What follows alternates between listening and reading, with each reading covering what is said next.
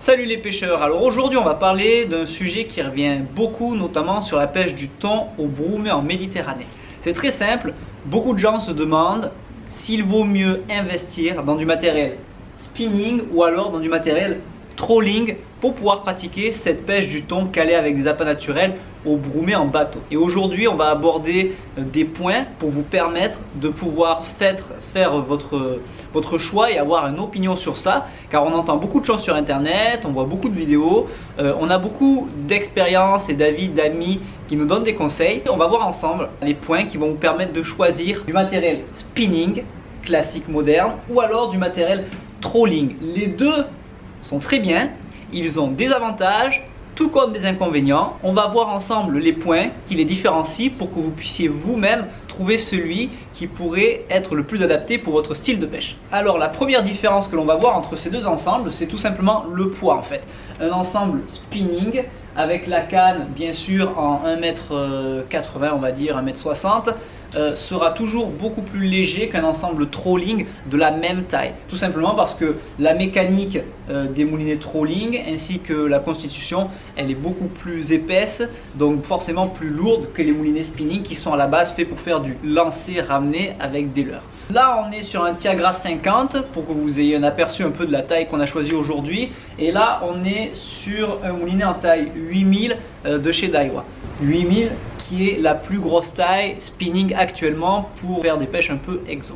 La seconde différence qu'il va y avoir, et c'est à mes yeux je pense le point le plus important qu'il y a à regarder quand on va pêcher, c'est tout simplement que les moulinets spinning vont eux être équipés de tresses, alors que les moulinets trolling vont être équipés à la base de nylon. Alors la grosse différence, c'est tout simplement la tresse, ça va être pas élastique du tout. Comme elle est absolument pas élastique, on va avoir un maximum de sensations. Le moindre rush, le moindre coup de tête, on le sent de suite dans la canne, c'est vraiment sympa. Par contre, comme il n'y a pas d'élasticité, le moindre coup, on le prend dans les bras direct. Là, clairement, le corps, on souffre plus.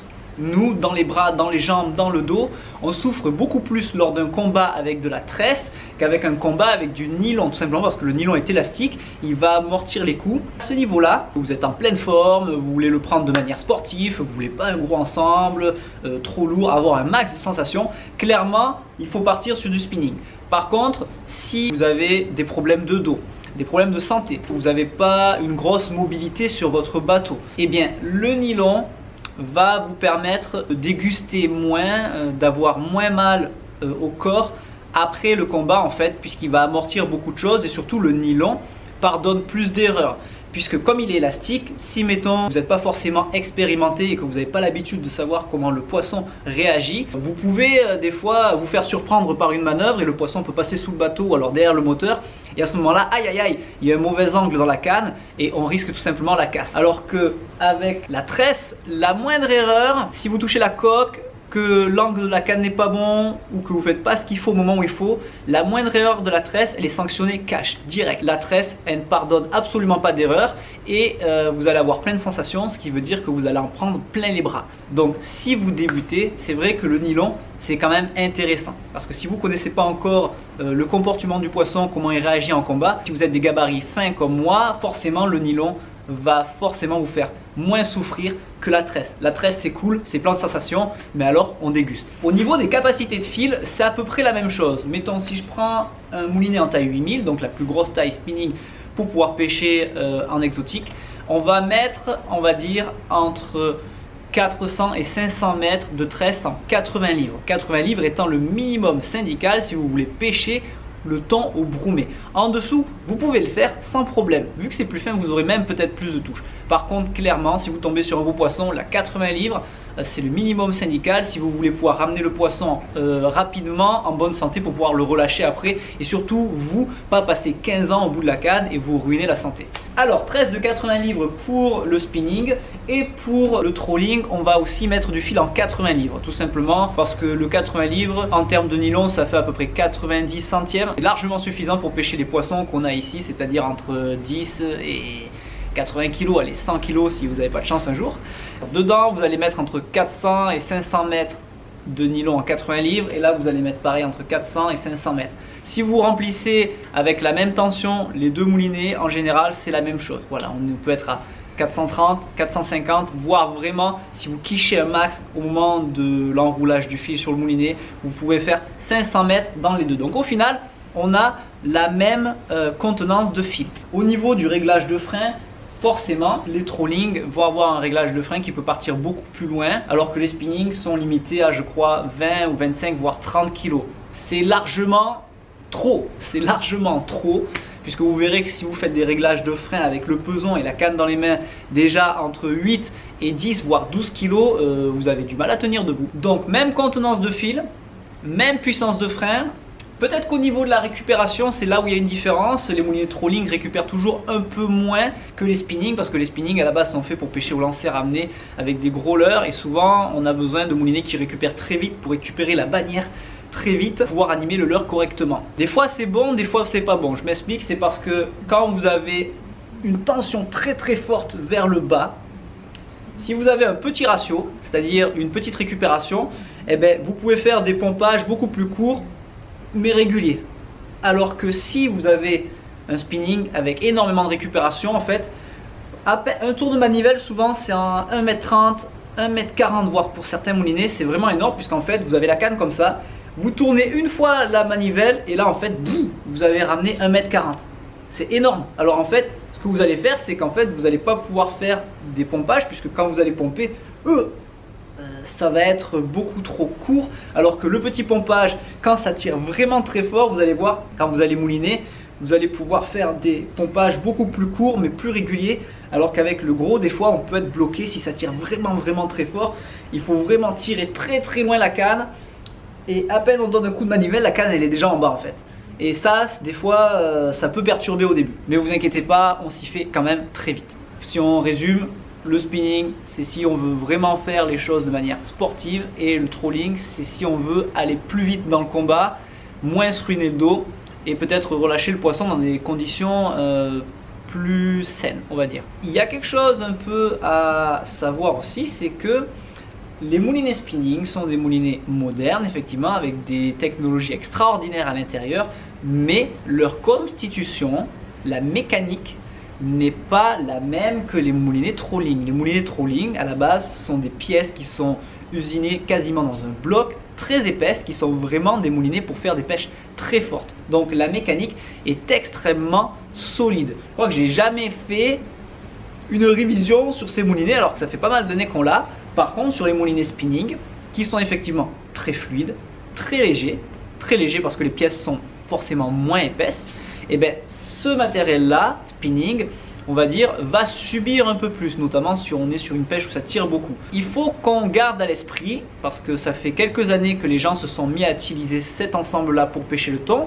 Effectivement, c'était bien au début. Par contre, les poissons commencent à un peu grossir et on commence à voir la limite qu'il peut y avoir avec cette mécanique qui est un peu moins épaisse que le trolling.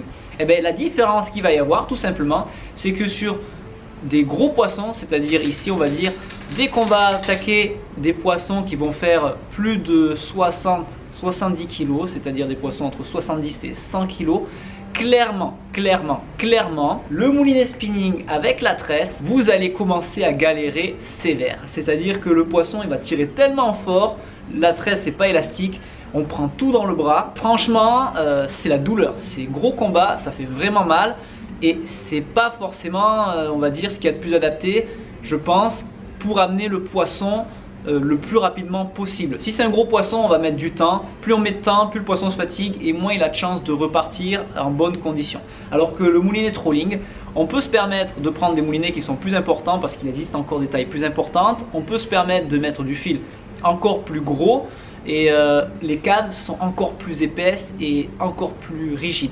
Voilà, et l'élasticité a tendance quand même à fatiguer un peu plus le poisson et moins le pêcheur. Donc clairement, si vous partez à la pêche et vous comptez pas faire de poisson de plus de 80 kg à la chaîne, le spinning ça peut être vraiment pas mal. Surtout si vous voulez faire les choses de manière sportive. Par contre, si vous voulez investir clairement dans du matériel pour pêcher le thon au brumé et d'autant plus si vous voulez investir dans du matériel qui va tenir longtemps et qui va vraiment faire le job, c'est-à-dire je mets la sardine dans l'eau, peu importe le poids que le poisson va faire, je peux tomber sur n'importe quoi, ça va le sortir.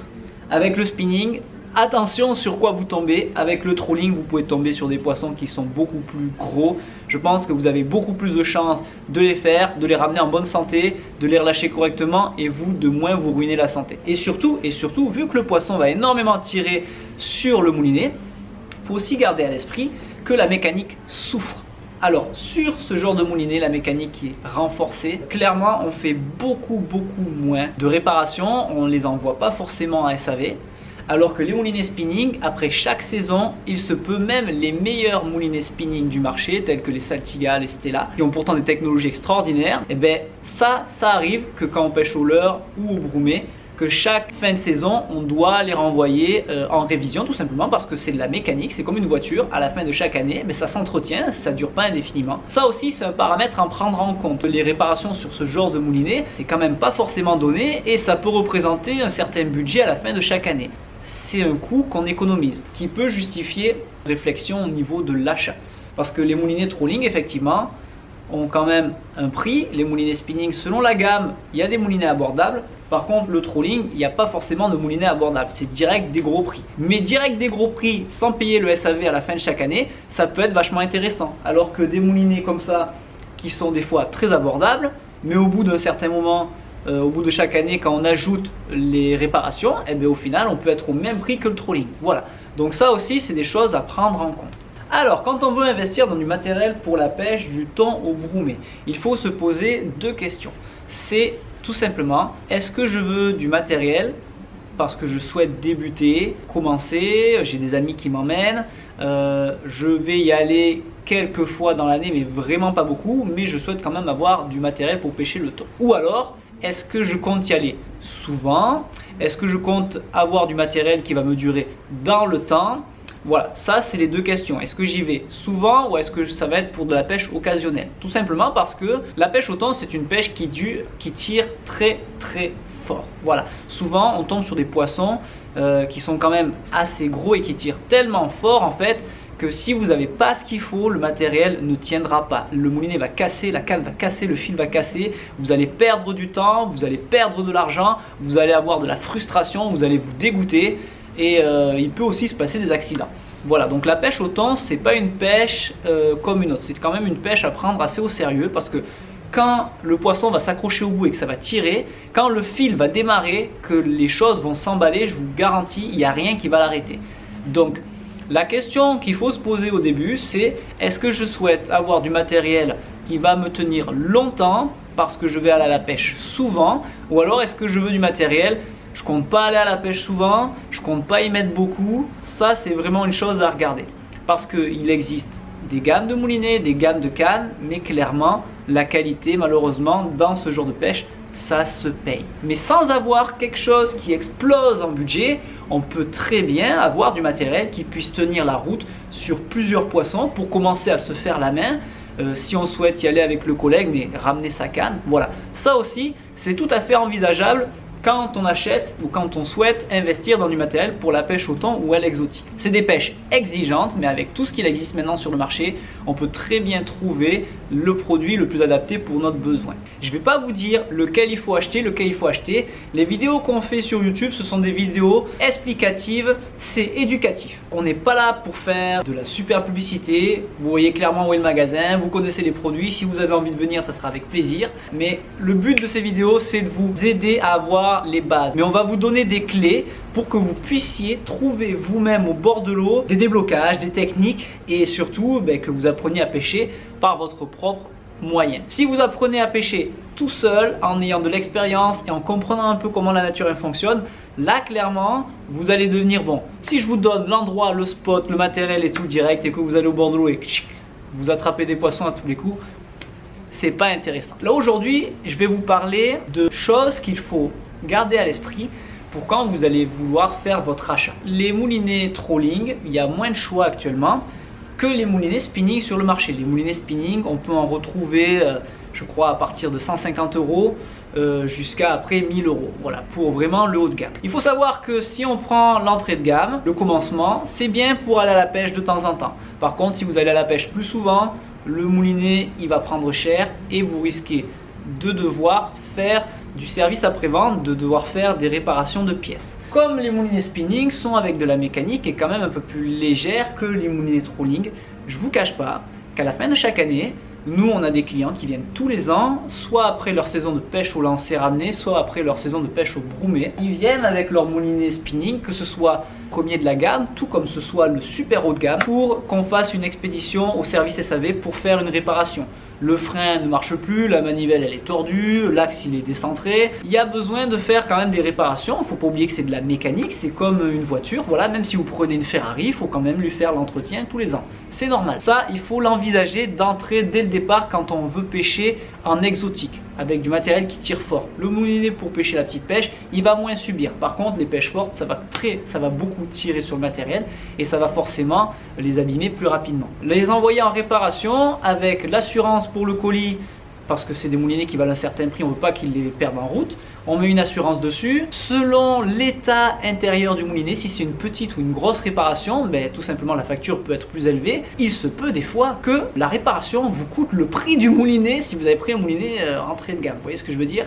Voilà, ça il faut regarder. Si vous comptez aller à la pêche souvent, vous allez à la pêche 2-3 fois, le moulinet il est flingué parce que vous avez fait du poisson et vous êtes obligé de le réparer en mettant le prix, alors que de base peut-être que vous auriez pu le prix de la réparation, le prix du moulinet, prendre et payer directement un moulinet qui était un peu plus cher, par contre qui mécaniquement tiendra plus longtemps la route. Alors que le moulinet trolling, eh ben il y a presque jamais d'entretien, si ce n'est jamais d'entretien. Voilà, nous on les a depuis pas mal d'années, on quiche dessus, même si on les lave, on les rince et tout, ça prend quand même des shoots. 6 ans, je crois 7 ans, on n'a jamais fait le SAV. À la base, peut-être que celui-là est un peu plus cher que d'autres modèles, mais vous ne ferez pas de SAV à la fin de l'année, vous allez faire des économies.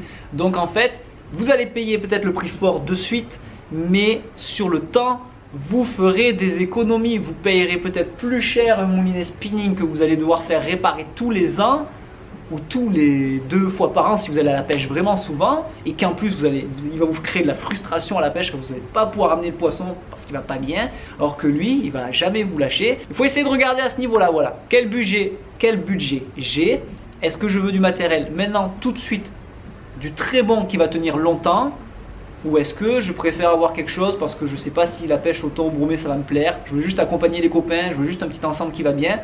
Dans ce cas-là, est-ce que je veux un ensemble qui va bien ou est-ce que je veux un ensemble qui va à peine un peu bien? Voilà, donc ça c'est des choses à regarder au niveau budget. La tresse, ça coûte toujours un peu plus cher que le nylon, mais il n'y a pas énormément d'écart de prix, donc c'est pas forcément ce qu'on regarde vite.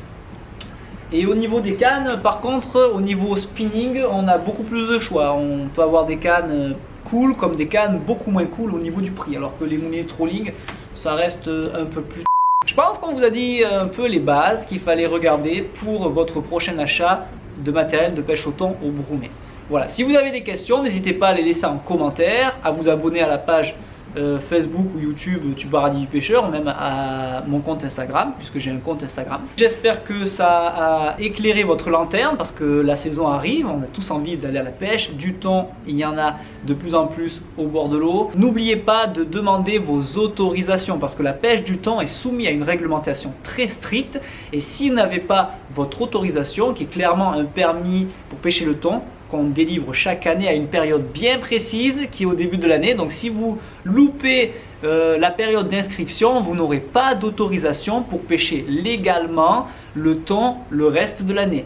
Pensez-y, c'est important. Pour ça, il vous faut vous orienter soit sur les clubs de votre région qui font, je suis sûr, du super boulot et qui vont s'occuper de tous les papiers parce qu'ils ont l'habitude et vous n'aurez pas de problème, soit vous passez directement par le site de la Fédé. J'espère que ça vous aura éclairé, j'espère que ça vous aura donné des idées, j'espère que cela vous aura plu et donné peut-être envie d'aller faire un tour un jour à la pêche au thon ou tout simplement au Paradis du Pêcheur, venir nous voir. Vous êtes de plus en plus nombreux à nous suivre sur les réseaux, ça nous fait plaisir. On va faire des contenus toujours aussi aussi explicatif et on espère que ça vous donne envie d'aller à la pêche, de passer des bons moments au bord de l'eau et d'avoir du partage. Et n'oubliez pas, on a un nouvel hashtag 2021 pêche propre. Si vous voulez respecter la planète et montrer à tout le monde que les pêcheurs modernes sont des personnes qui respectent la nature et qui sont propres et qui s'engagent à faire des choses durables pour pouvoir continuer à pratiquer notre pratique. Voilà, je vous invite tous à publier ou à partager ce hashtag 2021